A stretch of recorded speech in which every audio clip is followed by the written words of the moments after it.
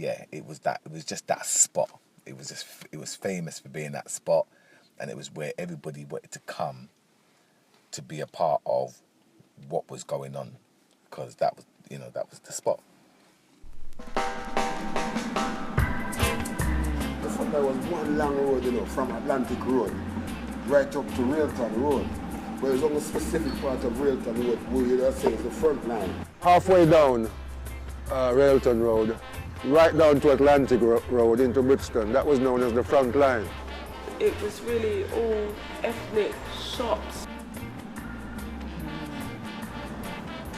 Just down the road there on the left-hand side, a man called Broderick had a little shop where you could buy West Indian food, fried dumplings, ackee and saltfish and so on. Opposite, there was a cafe called Peggy's Cafe, where a lot of street people would go and you could get really good Jamaican food. This lady called Peggy was renowned all over London for her Jamaican dishes. And beside that was a betting shop, and underneath the restaurant was a gambling house. It was a colourful place. If you wanted to know about life and reality, you stepped down Railton Road. I was 15-year-old, right? When I met my mother, there was a little conflict. And I don't have nowhere to sleep or stay. So there was a place down the road there, right, named Bishop. They used to have a gambling house, an all-night party and a restaurant upstairs, and a gambling den. You got to eat, so you got a restaurant there, you got a barber shop, you got a hairdresser, you got a taxi. That means you come and you eat, you buy your national food, and you don't want to drive or what, there's a cab over there. That's how it used to run. That's the memory of it. It was the place to be seen. It was a place where people went and showed off their fashion, their clothes. If they had a nice car, if they had jewelry. That was the place where if you wanted to be seen, you go on the line. It was Hollywood in those days, you know what I'm saying? It's a different ball game now, you know what I'm saying? And we did not, there was no gun, there was only ganja. I didn't know run-ins meant up to no good. Yes? I didn't know that Shubin was a dive that plays good music. Yeah, do you know what I mean? Shebeen, yeah, that's so, yeah. I used to love going down there, actually. Well, it was a completely different world for me, coming from the countryside in the south coast. The vibration amongst us in those days was just something else.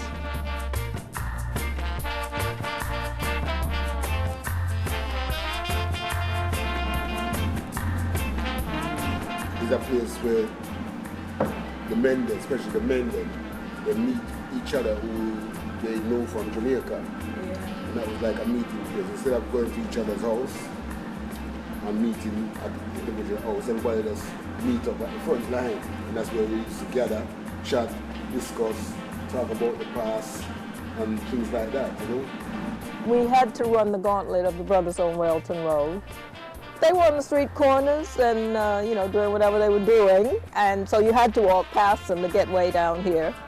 We just shot the breeze with them a little bit. Where you going, my sister?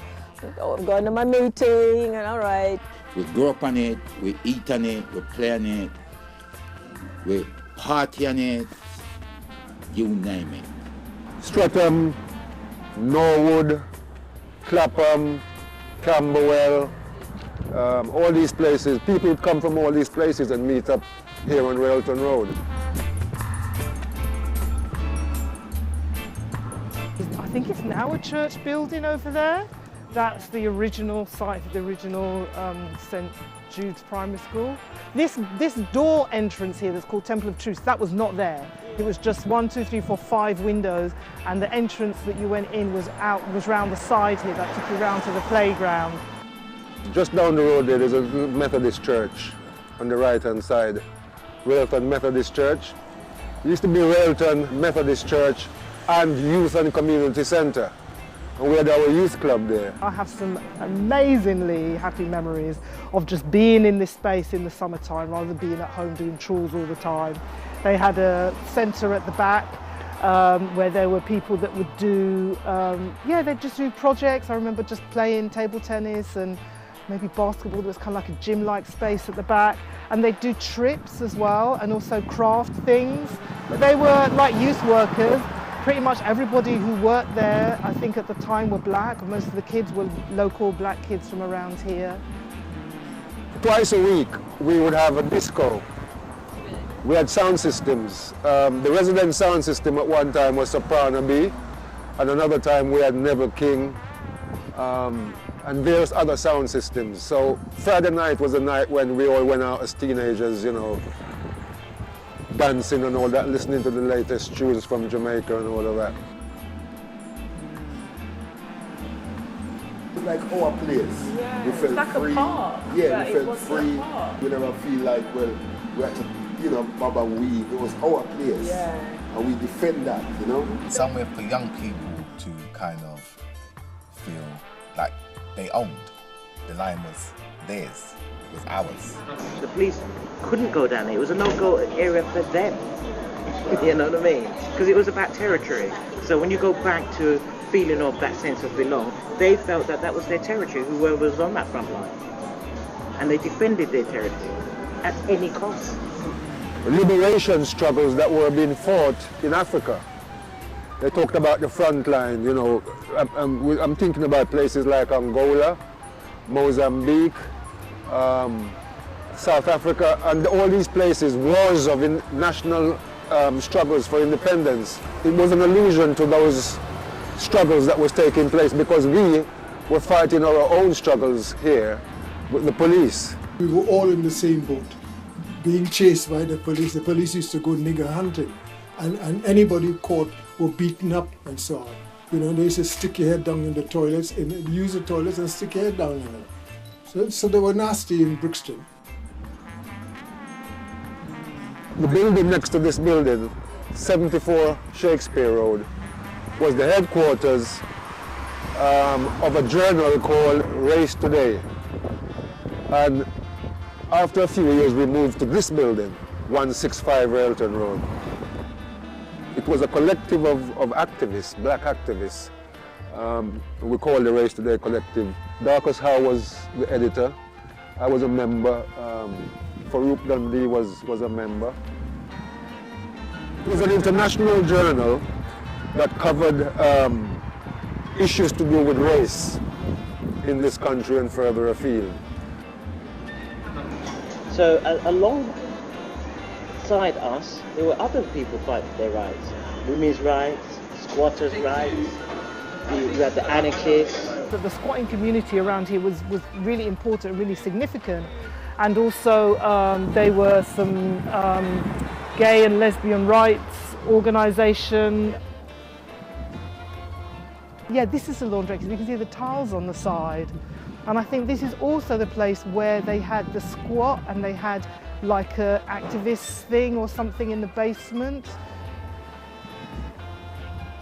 Out of our determination to organize autonomously, we understood that we needed to create a different path, if you will. And so what we created was Black Socialist Feminist Thought.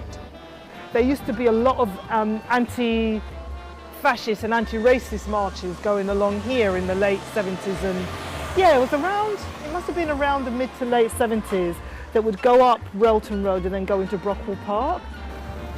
One of the significant things that we were involved in was organizing a demonstration called the Black People's Day of Action on the 2nd of March 1981.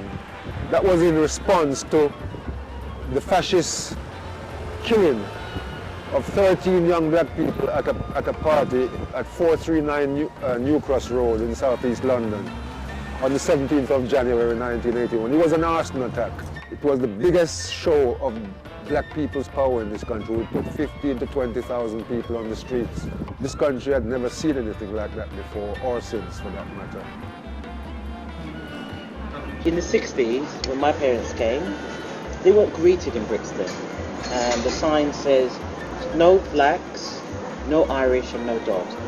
That's in the 60s. By the 80s, we were fighting for our rights. The right to exist, to understand the location around us and how we interact with that, and a sense of belonging. And that was a time of the Thatcher government. What it was, stop and search. Your son will go out, he might go in ordinary way. Police stop him, shake him down. It was called the sus law. So that means you suspect them to be committing a crime, even though they actually didn't commit one. Racist police officers used it to criminalize a lot of black youth. And because we were young and more defiant than our parents, we wouldn't put up with a lot of the stuff that our parents put up with. It was war. 81 was steam that was ready to just blow, yeah? So people took to the streets, their frustration to the street. Is it the police had to keep a vigilant all Friday night and Saturday? They caused it all this. If they try and keep away as they usually do, and just patrol the place as they usual, this wouldn't have happened. There's people that remember the riots and the uprising more than they remembered why it was caused. No one who knew what was going on within the community at the time was surprised. The police had blocked off Railton Road and they were beating their batons against the shields. Half of Railton Road was a battleground between black youth and the police. The black youths, I think that they're just standing up for themselves and their rights. So although it was a space where anything could happen, there was also a space where you felt like you was constantly guarded, watched. There was always guardians out here, and whether they were community leaders, from the youth centre in terms of Dexter, to business people who own some of the shops on the road, to the street guys, everyone kind of still had a sense of responsibility to the youngsters.